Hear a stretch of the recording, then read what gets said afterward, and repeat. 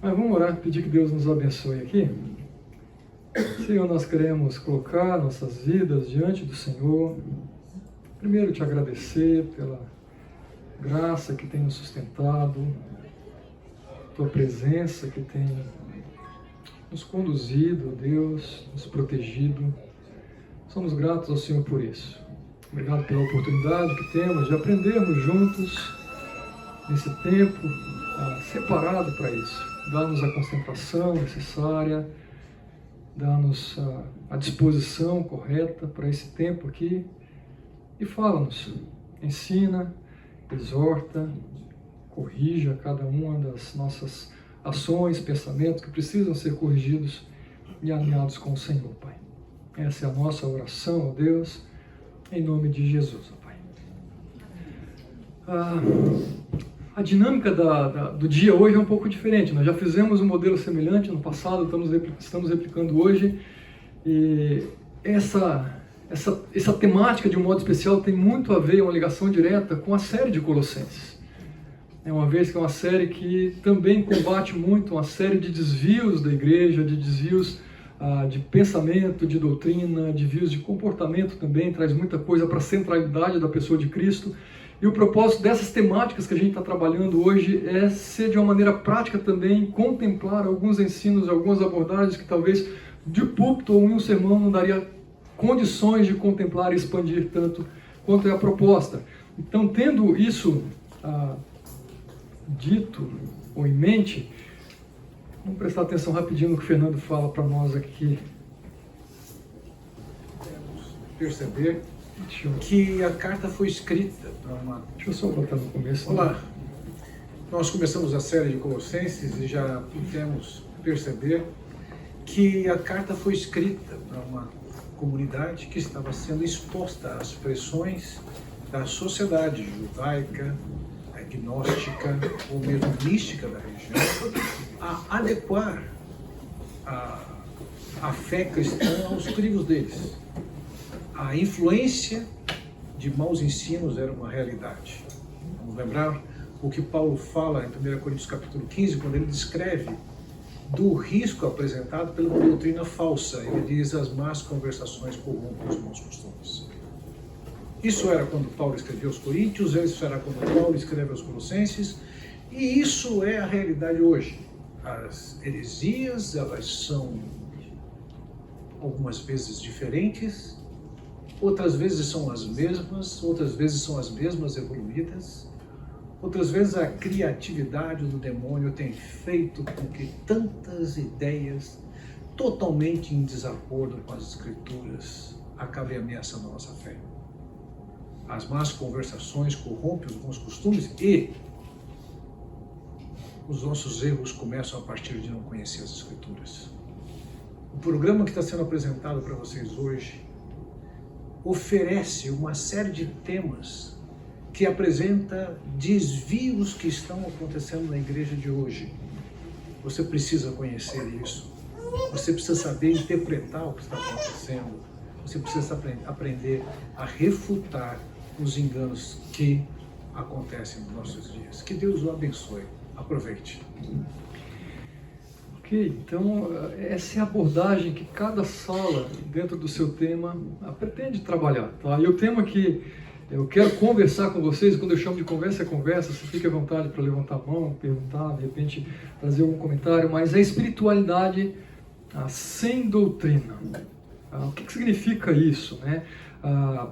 Nós vivemos uma geração que aparentemente ela é apaixonada por espiritualidade. Só que o problema é que é tudo quanto é espiritualidade. Né? De alguma maneira há uma busca por uma conexão com Deus, com a conexão com o espiritual, com a conexão com a força superior, e há várias buscas. Mesmo dentro dos movimentos, sejam considerados cristãos ou até mesmo católicos, a gente vê uma busca intensa por isso. Vários movimentos que de tempos em tempos também acontecem com o intuito de trazer algo novo para a igreja, revitalizar a igreja, motivar, e uma série de questões que muitas vezes têm o seu valor, mas potencialmente podem ter e trazer os seus estragos para a vida da igreja.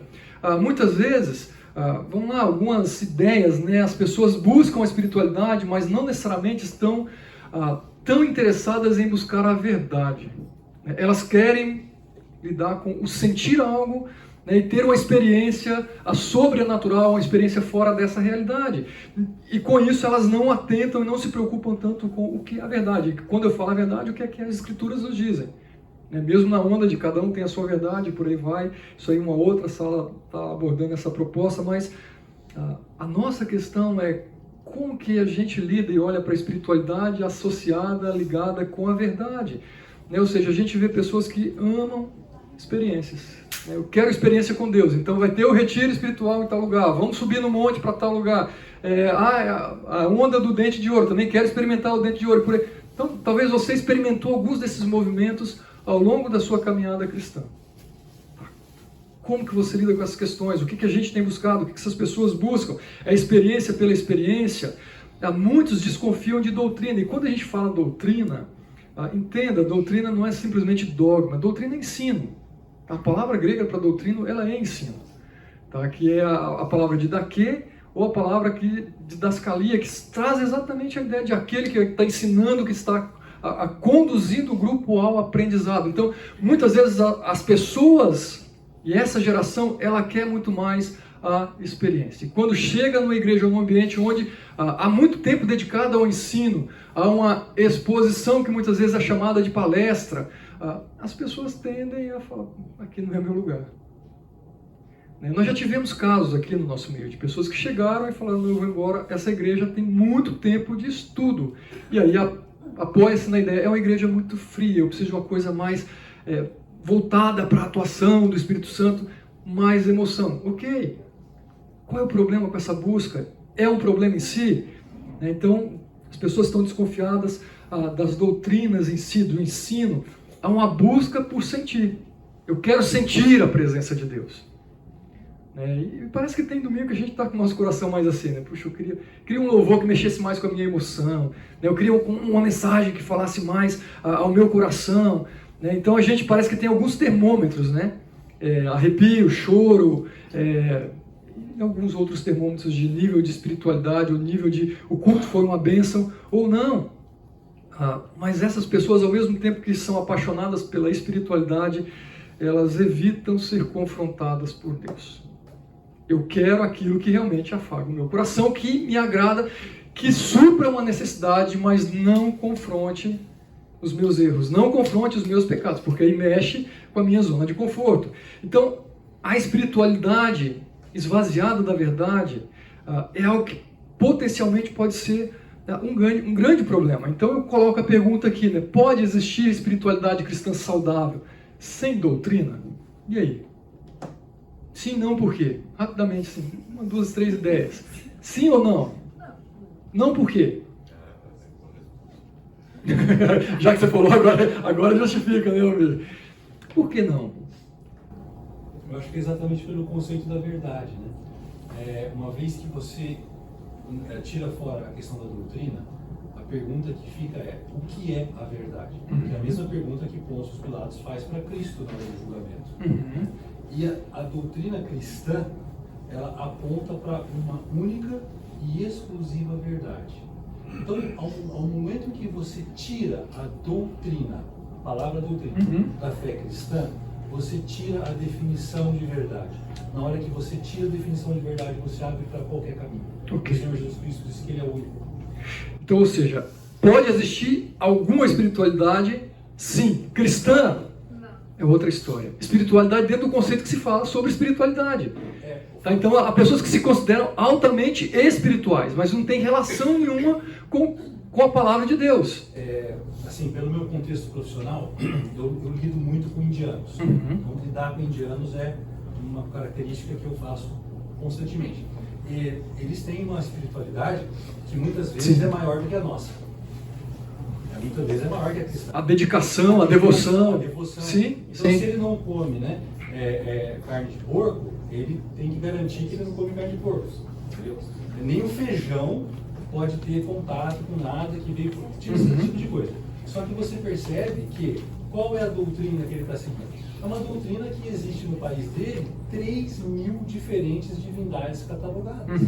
Então aí a questão da verdade é igual. Então aí entra exatamente que tipo de espiritualidade que nós estamos procurando. Que tipo de espiritualidade que as pessoas estão experimentando. Então a gente pode dizer aqui que toda espiritualidade verdadeira, ela tem que nascer da palavra, ela tem que nascer da doutrina, ela tem que nascer do ensino fiel das Escrituras. Então ela nasce da palavra, ela é moldada pela verdade e ela floresce no corpo de Cristo. Então entra essa comunidade, entra esse relacionamento que também é importante nesse processo de desfrutar de uma espiritualidade sadia. Obviamente que eu posso experimentar momentos de profunda espiritualidade no meu tempo sozinho com Deus. Sim, mas a gente pode olhar para essa proposta aqui. A espiritualidade verdadeira, ela vai nascer dessa doutrina, do ensino, na palavra, ela vai ser moldada por isso, e ela vai florescer dentro do corpo de Cristo. Tem mais 2 lugares aqui no canto, tem mais um aqui também, tá? Então, se vocês quiserem espalhar aí os irmãos, os amigos aí, vão. Agora, qual é o problema com isso? Vamos olhar então o que as Escrituras nos apresentam sobre isso. Observe Romanos capítulo 10, versículo 2. Pois posso testemunhar que eles têm zelo por Deus, mas o seu zelo não se baseia no conhecimento. Aqui ele está falando do povo judeu, que em alguns momentos da sua própria história tinha uma aparente espiritualidade envolvida, tinha uma aparente religiosidade sendo experimentada por eles, mas o questionamento que está sendo feito aqui, ou a realidade que está sendo colocada aqui, é que eles tinham um zelo por Deus. Havia algo envolvido, havia algum sentimento, algum tipo de relacionamento, mas ele diz, mas é um zelo que não se baseia no conhecimento. Isso tem um monte de gente.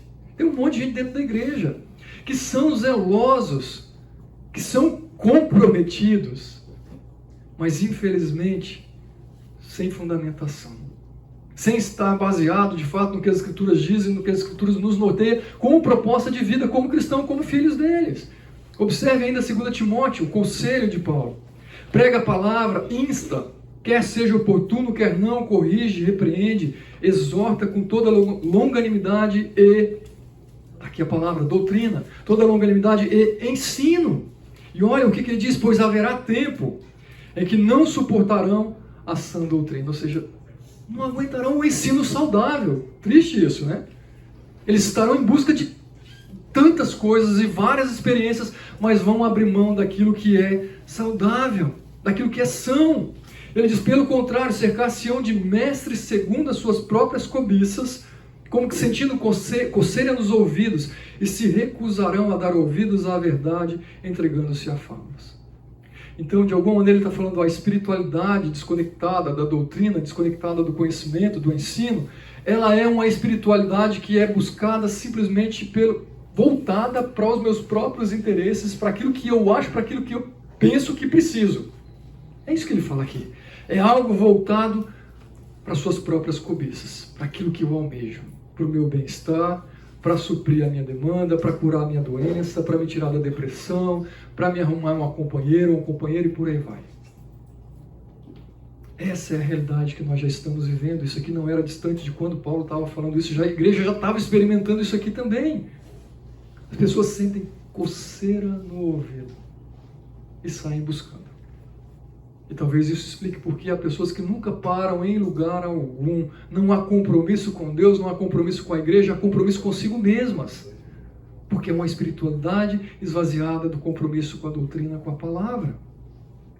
John Stott, no livro dele, Crer é Também Pensar, ele afirma que muitos têm zelo sem conhecimento e têm entusiasmo sem esclarecimento. Mais uma vez, o ensino está ausente. O conhecimento das Escrituras está ausente. É um livretinho, vale muito a pena ler. Ele deve ter 40 páginas, talvez 50 páginas, bem pequenininho, mas trabalha muito com essa ideia da importância que nós temos, à luz das Escrituras, dessa conexão contra a vivência da minha espiritualidade com o conhecimento que eu tenho, a minha vivência como vida cristã, como filho de Deus, e a importância de eu usar a mente que Deus me deu. Ou seja, o problema do nosso tempo não é a falta de espiritualidade em si, mas é a espiritualidade conectada da verdade. E aí uma pequena definição de espiritualidade, né? A tentativa ou é a busca, né, por viver experiências espirituais devoção ou busca por Deus sem submissão ao ensino revelado nas Escrituras. Isso aqui é uma definição simples do que é a espiritualidade desconectada da doutrina. Observe esse texto aqui que eu destaquei, até fiz alguns destaques para nós, Mateus capítulo 15, de 1 a 9. E então alguns fariseus e mestres da lei, vindos de Jerusalém, foram a Jesus e perguntaram: por que os seus discípulos transgridem a tradição dos líderes religiosos? Por que lavam as mãos antes de comer? E respondeu Jesus: e por que vocês transgridem o mandamento de Deus por causa da tradição de vocês? Pois Deus disse: honra teu pai e tua mãe, e quem amaldiçoar o seu pai ou a sua mãe terá que ser executado. Aí eu saltei os versículos 5 e 6 e ele continua: hipócritas, bem profetizou Isaías acerca de vocês, dizendo: este povo me honra com os lábios, mas o seu coração está longe de mim. Em vão me adoram, seus ensinamentos não passam de regras ensinadas por homens. O que está presente nesse texto? O que está presente nessa confrontação? Percebe? Existia uma espiritualidade, tá, com esses que estão sendo confrontados, com esses fariseus. Ele diz: vocês têm uma tradição entre vocês. Existe uma prática religiosa entre vocês. Existe algum nível de zelo. E talvez um zelo até exacerbado com algumas coisas que não deveria ter. Mas a confrontação é: vocês transgridem. É isso que ele está falando. Vocês transgridem a tradição dos líderes religiosos. Aparência. Na verdade, Jesus está sendo confrontado, né? Os seus seguidores estão transgredindo a tradição. Os seus seguidores não estão vivendo a espiritualidade que nós estamos colocando que tem que ser vivida. Os seus seguidores e o seu ensino vai contra aquilo que os nossos líderes religiosos estão defendendo e ensinando, aparentemente como orientação, mandamento, lei de Deus. E olha a resposta de Jesus: e por que vocês transgridem os mandamentos de Deus?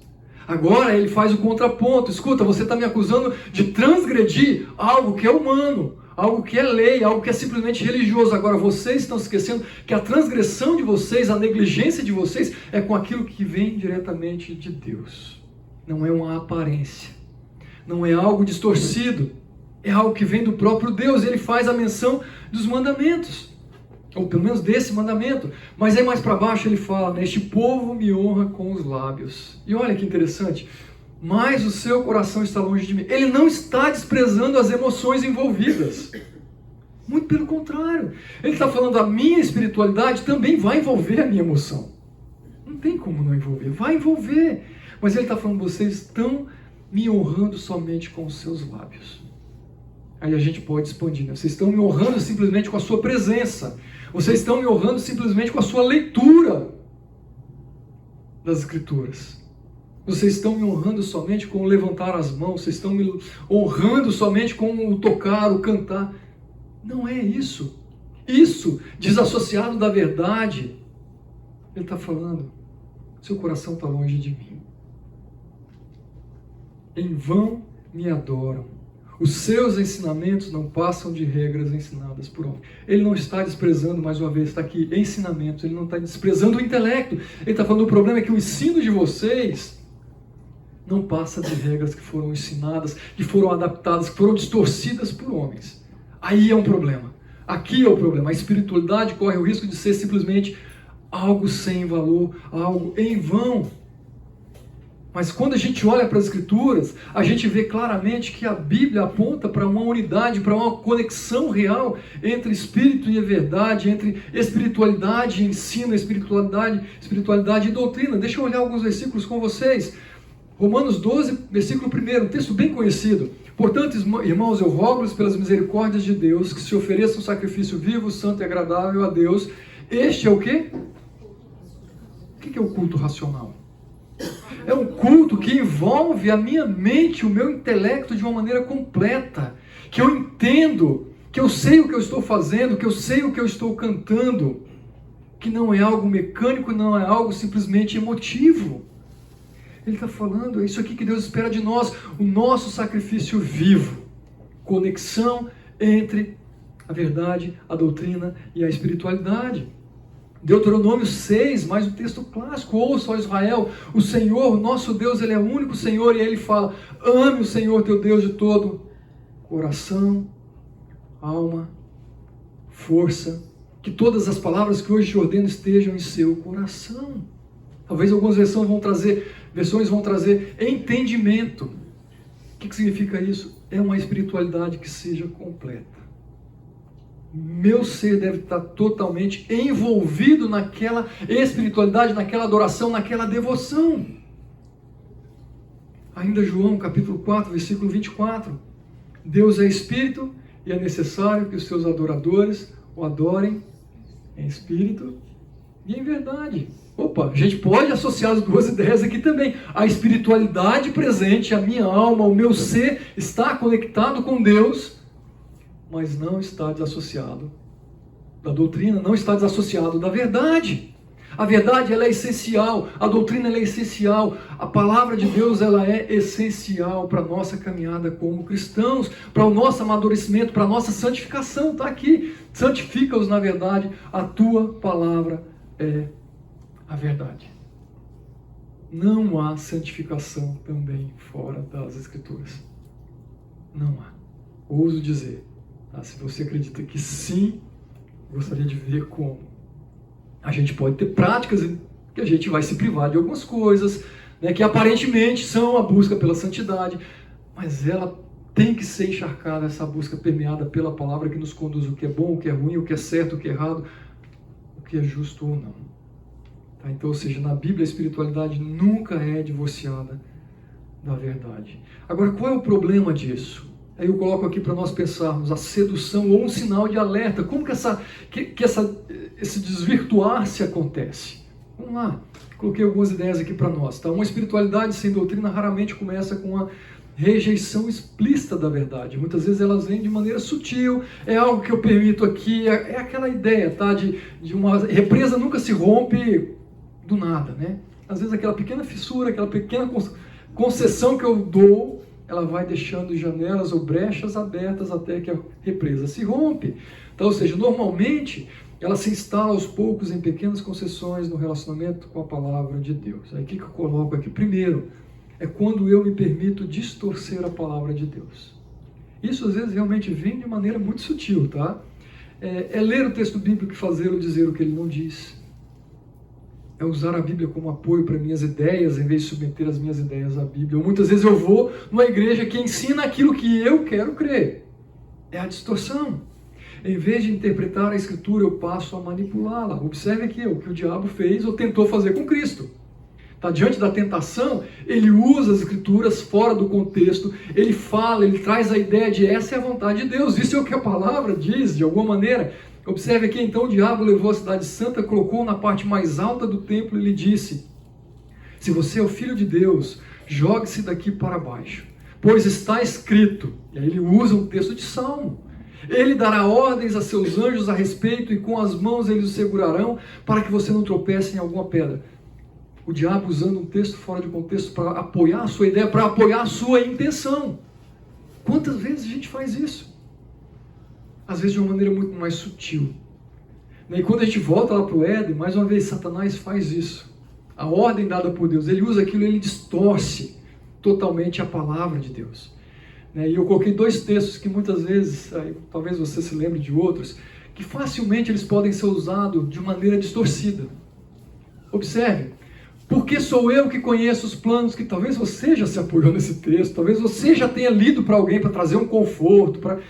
Escuta, eu sou o que conheço os seus planos, os planos que tenho para você, diz o Senhor, planos de fazê-los prosperar e não de lhes causar dano, planos de dar-lhes esperança em um futuro. Que lindo ler isso. Que fantástico viver nisso. Que fantástico eu debruçar minha vida, a minha fé e a minha espiritualidade nisso. Mas isso aqui está sendo falado para quem? Há uma promessa que eu vou prosperar em tudo que eu fizer aqui, que eu não vou sofrer dano. Provavelmente você já ouviu isso.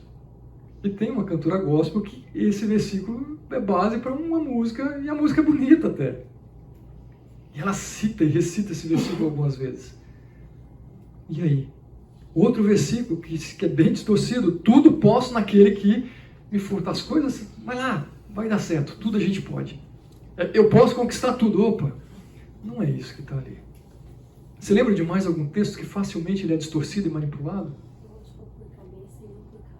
Vou te colocar por cabeça e não por cauda.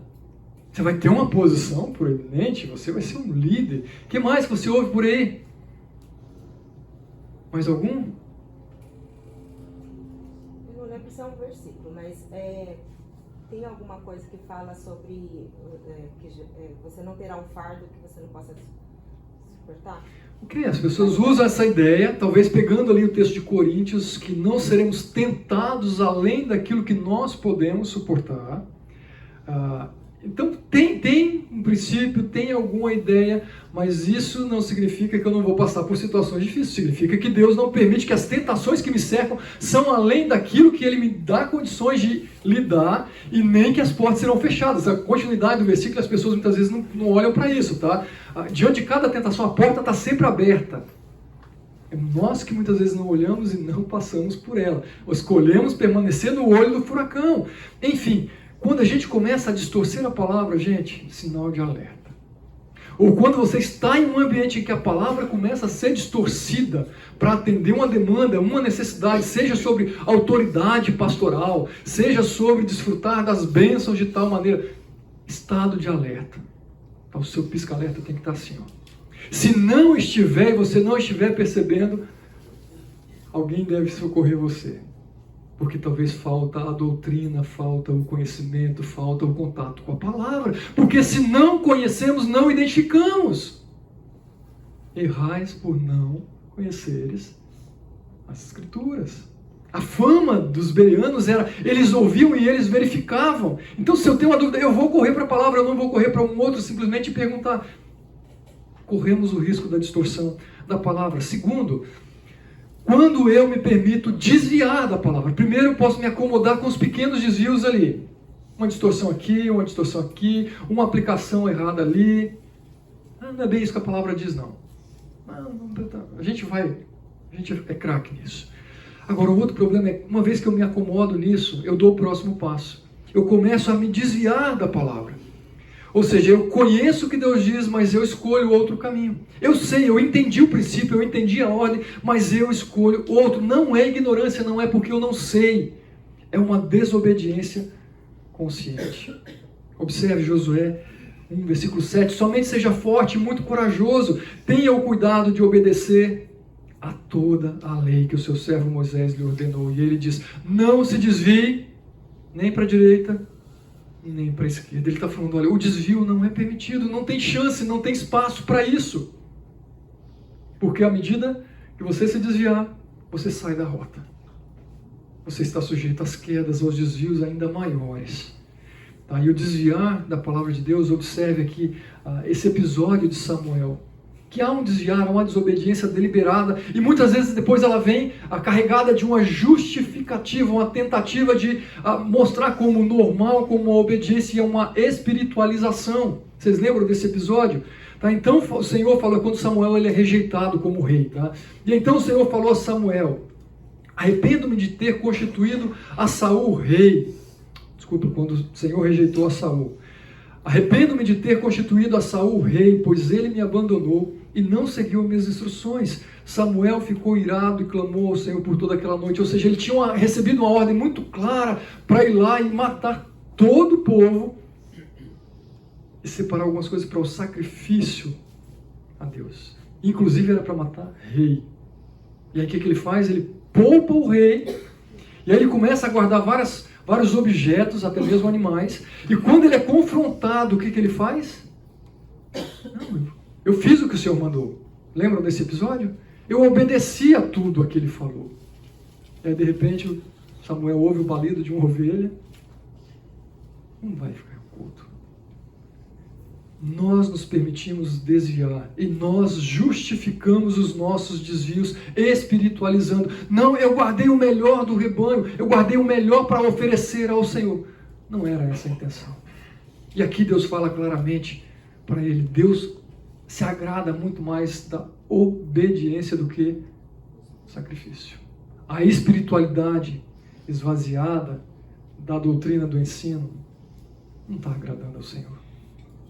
Ensino e espiritualidade precisam caminhar juntas, então cuidado. Primeiro, a ideia de distorcer. Segundo, a ideia de me desviar. E depois, a ideia exatamente de me distanciar. É quase que fosse um passo atrás do outro, um passo seguido do outro, até eu me ver totalmente distante do Senhor. Eu negligencio totalmente o contato com as Escrituras, eu negligencio o contato com o corpo de Cristo, eu negligencio a palavra de Deus na minha vida. Eu não rejeito a Bíblia verbalmente, parece que a gente não tem coragem de falar às pessoas, né? Vamos lá. Mas apenas deixo de ouvi-la. São aqueles que realmente estão no nosso contexto, presente domingo a domingo, lendo a sua Bíblia, muitas vezes ensinando.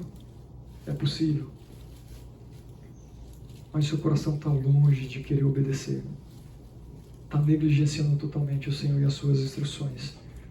Salmo 1 nos lembra disso. Ao contrário, a sua satisfação está na lei do Senhor, e nessa lei medita dia e noite. A gente precisa realmente de um movimento na direção do Senhor, de um movimento na direção de ter contato e me encharcar e me encher das Escrituras, para que eu ofereça uma espiritualidade sadia.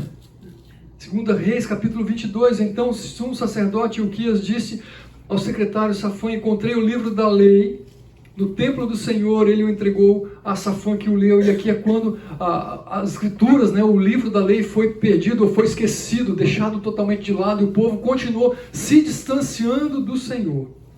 E quando o livro é encontrado, levado ao rei Josias a um retornar, há um momento de devoção, de querer conhecer, de descobrir. E o descobrir não é só descobrir o que está escrito.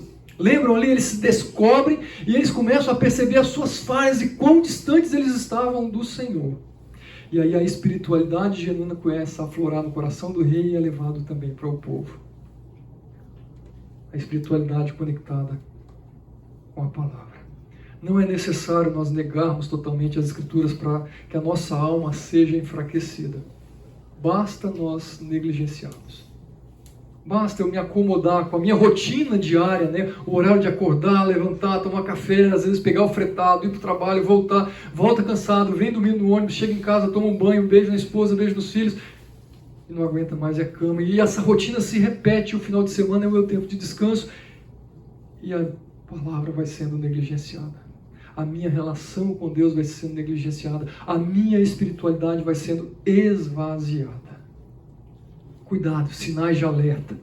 Distorções, desvios e distanciamentos. E aí então vem o engano, os resultados daquilo que era esperado, que se buscava, mas que não se consegue alcançar, uma vez que a sua espiritualidade está esvaziada dessa doutrina. O primeiro deles é um Deus inventado por nós. É um Deus inventado por homens. Tá? Lembrando aqui Êxodo, quando Moisés sobe no monte, o povo fica ali de alguma maneira, sendo cuidado, sendo orientado, o povo começa a querer um Deus diferente desse que Moisés estava cultuando e buscando para eles. Olha o que eles dizem: o povo ao ver que Moisés demorava a descer do monte, juntou-se ao redor de Arão e lhe disse: venha, faça para nós deuses que nos conduzam, pois a esse Moisés, o homem que nos tirou do Egito, não sabemos o que lhe aconteceu. Opa, Moisés era o Deus deles? Porque eles estão valorizando Moisés, subiu e não desceu. Esqueceram-se de Deus, esqueceram do Deus que trouxe a libertação, do Deus a quem Moisés estava adorando, estava pregando, estava ensinando. E eles falam: vamos fazer o nosso Deus. E hoje a gente vive uma cultura que cada um faz o seu próprio Deus. Você vê isso aí, Você tem o seu Deus, eu tenho o meu. Eu respeito o seu, você respeita o meu. Acho que é o tema que o Vlad está falando, talvez não seja só essa ênfase aqui, mas da tolerância e o respeito mútuo. É lógico que isso precisa ter, a tolerância e o respeito mútuo, mas a custo de quê?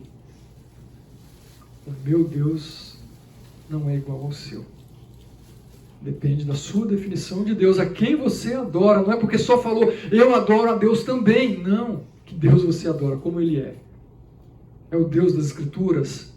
É o Deus que me acode, é o Deus que me acolhe, é o Deus que me confronta, é o Deus que me corrige, é o Deus que me disciplina. Isso aqui está no pacote. Qual é o Deus a quem você tem buscado?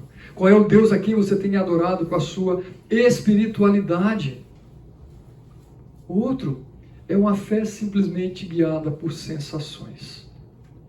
É o meu coração que me leva.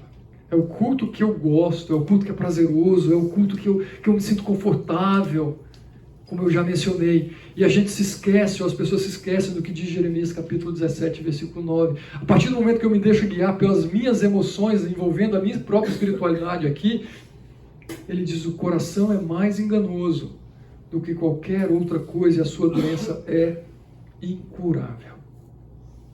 Como somos falhos. Como somos facilmente. Nós somos feitos de emoções, gente. Nós somos feitos de emoções. Tá? Quando a coisa está difícil, eu quero ouvir uma palavra que traga conforto. Quando tem alguém em sofrimento, eu quero ir num lugar que fale, que traga uma palavra que me alivie todo aquele sofrimento. É nosso isso, faz parte. Mas eu tenho que cuidar para não buscar somente aquilo que as minhas emoções apontam. A fé guiada por sensações, ela é perigosa.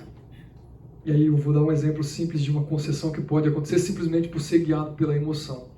Quando eu permito, ou quando alguém se permite se envolver em um relacionamento onde cada um tem o seu Deus, a sua fé, facilmente o coração é envolvido nas emoções e aquela verdade de que não há como conviver em harmonia, trevas e luz, ela passa a ser secundária.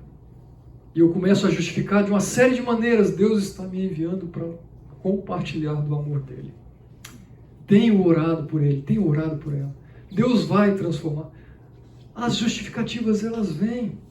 Porque se torna uma fé, objeto da minha fé, agora a base da minha fé, ela está sendo guiada pelas minhas emoções envolvidas nesse relacionamento.